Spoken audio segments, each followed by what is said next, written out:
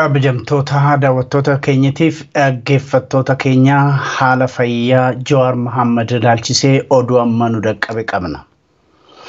Xiinxalaan siyaasaa Jawar Mohamad mana hidhaa keessatti hedduu dhukkubsachaa jiraachuu maatiin isaa OMN itti himan. Maatiin Jawar Mohamad Jawar dubbisuu yeroo dhaqanitti nu waliin dubbachuu hin dandeenye jedhan. Fuullisaa dhidhiitee jiras jedhan.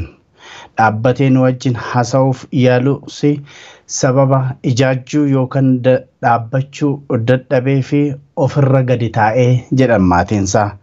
Nutis rifannee sababa isaa warra mana hidhaa kana eeganii raa qorachuu yaalus itti milkoofnee jedhan maatiin Jawar Mohamad. Maatiin Jawar Mohamad kaleessaaf engadda Jawar Mohamad fayyaa guutuu akka qabu dubbatu. Maatiin Jawar Mohamad har'aa sababa maalitiin fayyaansaa akka akkas ta'ee baruu hin dandeenye jedhan. Maatiin isaa yookiin maatiin Jawar Mohamad yaada nuu kennaniiru akka taanutti dhiyaata. Ani obboleettii Jawar Mohamad obboleessa fayyaa kaleessa qaama keessan dhukkubaa jechaa ture. Arrammoo akka maleetti hammaatee fuulli isaa dhidhiitee jira. Ani ogummaan dura arkuu rifadhe rifaatu keessa dhugaa waan dubbadhu hundaa wallaalee si dhahanii hin jeeni hanga fuulaa uffata uffatee jira. Maali si dhahanii jennaan lakkinan dhoyinee na dhukkubaa jira jedhee jechuma tanaa gaafii hangaa fadheef deebisaa inni naa kennuuf hangam dadhabee sagalee takka baafata. Bakka fuula qaama waan takka dhidhiitee jira akka malee dhukkubee jira. Milan oguu nyaata nurraa fudhatee achi deemu akka lafarra harkisaa deemaa miila kaafachuu hin danda'u dadhabee nama bakka qaamni hedduu dhibamee laafatti tokko ta'ee jira hedduu dadhabee jira wanti jiru hedduu nama sodaachisa kaleessa na dhukkuba jaa garuu humaa dhiitooyni kun hin jiru kaleef dheengaddaaf keessi koo gaarii miti xiqqoo na dhukkubaa jira jaa arra garuu ka addaati fuulli kun nama sodaachisa gulaaltu dhiitee jira. Hedduu wanni jiru haalaan nama sodaachisa ani beeku sodaadheetiin jira hedduu. Mana yaalaa hanga ammaa deemeen jiru doktora mana yaalaa hin geeffamne doktora ofii isaatiif qabullee galchuuf hin dandeenye gaafii irra deddeebi'ee gaafatee ture ilaa ammaatti hin galchinee fi ka isaaniitiin illee hin yaalamne hanga ammaa osoo yaalan argatiin onoo daranutti hammaatu jirti. Inuma ani maaliin shakka waa nyaachisuun oola namni fuulli isaa akkatti ni ta'u waasumma wayiiti malee nama summi waan summeessa wayiitu jira malee akkana fuulli ni ta'u.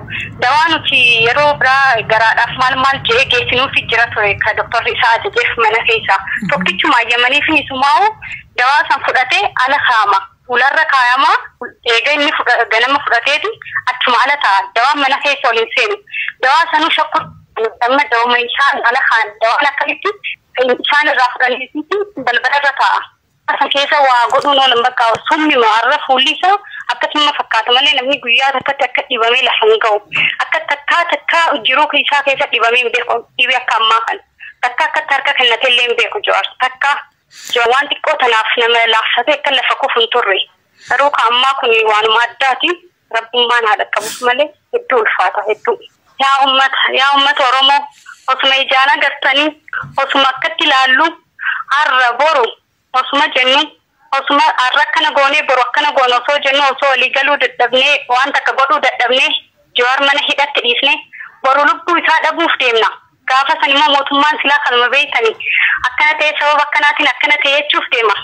Hanga lubbuun isa dhabnu callifna. Yaa ummata Oromoo taa'a. Inni kan akkanan turre siniif inni akkanan turre ummata isaatiif akka malee dhaabbataa ture ni beeytanii kanaaf sinitti ni himu. Yaa ummata keenya lubbuun isa dhabuu enna ummata nu dhaqqabaaf inni sin abdatee rabbi biyya galee maaliif jal'iftan ilaaltan maaliif teeysan please kaa kanumaan jaa.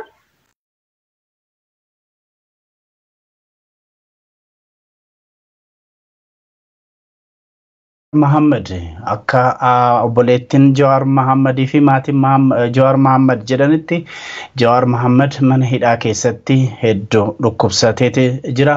Sirriitti dubbachuu hin dandeenye, dhaabbachuu hin dandeenye, fuulli isaa dhidhiitateeti jira, hedduu dhukkubsateeti jira jedhu maatiin. Egaa uummanni Oromoosi Jawaarii fi akka qaqqabuudha maatiin yookiin obboleettiinsaa kan dubbatte. Egaa kabajamtoota daawwattoota keenyaaf dhaggeeffattoota keenya haala fayyaa Jawaar Mohamad hordofnee kan isinii dhiyeessinu ta'a. Akkasumas abukaatoo isaatii fi namoota itti dhiyeenya qaban hordofnee kan haasofsiifnee hordofnee kan isinii dhiyeessinu ta'a. Ammas nu wajjin tura.